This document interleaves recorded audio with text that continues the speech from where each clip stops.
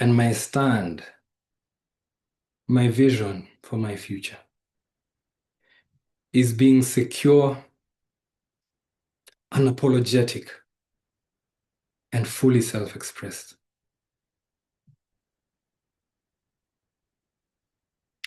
And what that means for me is being intentional in my actions, moving with clarity, setting my terms first, prioritizing me, my personal well-being, and the value I bring, prioritizing healing from situations and things, growth, and authentic leadership, leading by example. And so that means I need to consider personal growth very seriously. And that means for me, releasing self-doubt, because I've battled that for all my life, actually. I'm releasing it. I'm like, nope, not doing that anymore. And letting go of my need for external validation, anchoring that in God. My trust is in God.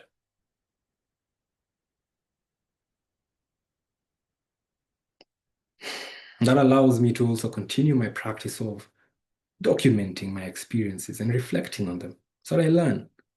I see, okay, how did this arrangement go? Okay, this and this happened. Okay, that didn't work for me. So what can I put in place next time to protect myself? And learning from all those past experiences, the richness of the failures I have had. I'll do a podcast someday.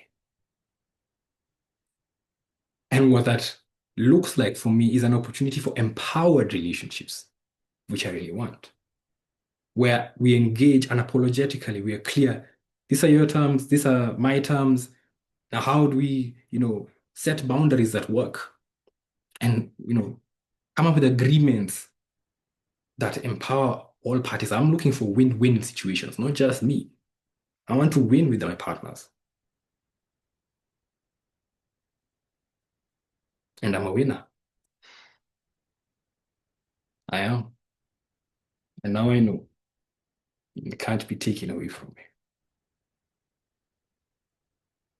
So when I spoke about boundaries and everything, I think it would be important for me to highlight my deal breakers. These are deal breakers. These are like when we're in this territory, these are issues. Like these are things that I will stop and let's address this first. Number one is equitable and reciprocal engagement. I'm looking for sustainable relationships. That's based on reciprocity, fairness, transparency. And that means if it's one-sided effort, shaky ground. Manipulation, exploitation, or conditional support, it's a deal breaker for me. Next is open and safe communication.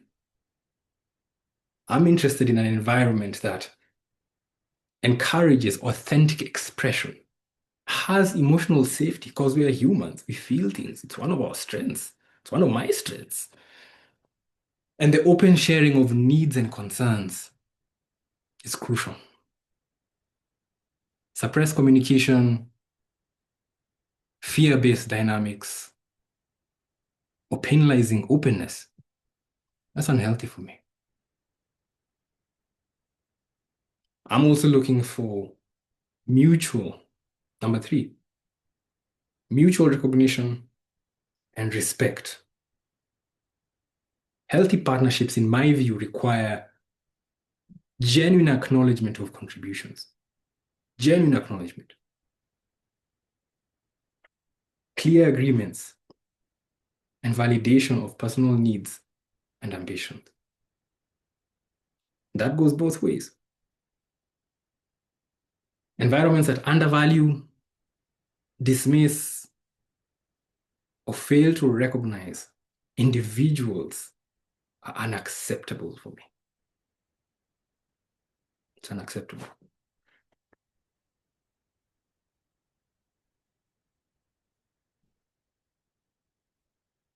I also need strong boundaries and accountability.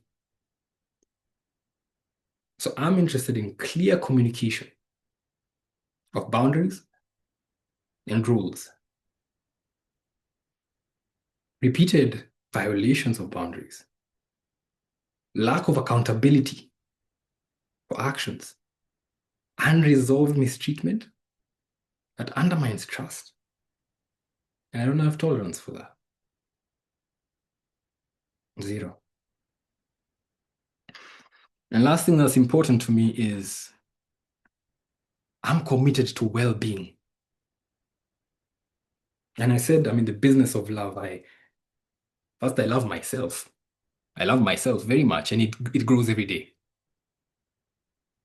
And in line with the commandments I live by, I practice loving my neighbor as I love myself. Key there is not at the expense of myself. So I'm committed to well-being. Yeah, it's number 5 of personal and professional growth. I'm interested in protection of emotional and financial well-being. I support accountability and change. And anything that perpetuates self-minimization, that resists growth, or neglects well-being is not acceptable for me. So, said quite a few things there.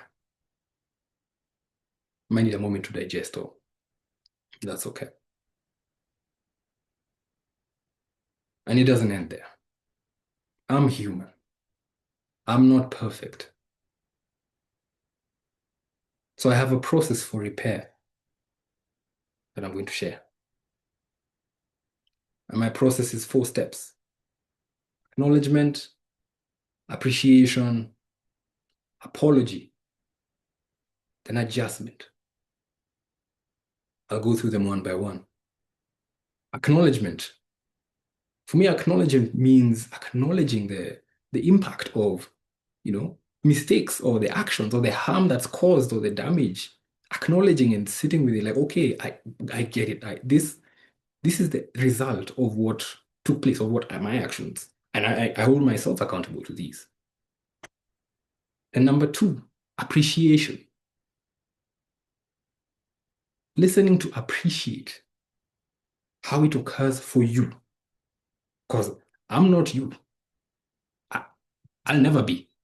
But your experience is valid. So I will listen. I will listen to get it. Not listen to respond, listen to get it. Listen to so that you are left with that I empathize. I get you. I get you. I understand. Next is apology. Sincerity is really key here. Sincere apology, not that, I say, I'm sorry. When you do jokes, no, not that. Not the rushed apology, sincere apology. And asking for forgiveness is key here. Like asking for, will you forgive me for this is what I did? So that's why it's part of acknowledgement. This is what I did. I apologize for how that impacted you. So apologizing to relevant parties. Apologizing to God, because the sins are against him, not even me. Then forgiving yourself as well, because I've learned that sometimes I didn't forgive myself for some of the mistakes and things I overlooked. And that was holding me back. I need to forgive myself. And I recommend you do the same too. Then lastly, adjustment. That's a change of behavior. After you've acknowledged the behavior and the impact, now what is the new action that is going to change in order for this violation or for this mistake or for this harm not to be caused again? So those are the 4 A's. And so for me, if I notice a pattern of consistent violations, lack of accountability for actions, or lack of adjustment, then with all due respect, for me that repeat without remorse, that means that could be the end of the engagement. Could be the end of the engagement. And even as I leave, because I'm the one who's gonna leave, I don't hold anyone else accountable. Everybody is in charge of their own words and actions. And I'm in charge of mine, and I will keep myself safe. I will protect my interests. So I will leave. And as I do, I still pray for God's abundant love and endless blessings for you.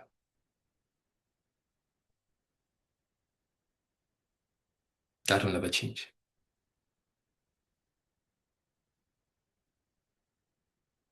So that is how I am in the business of love. I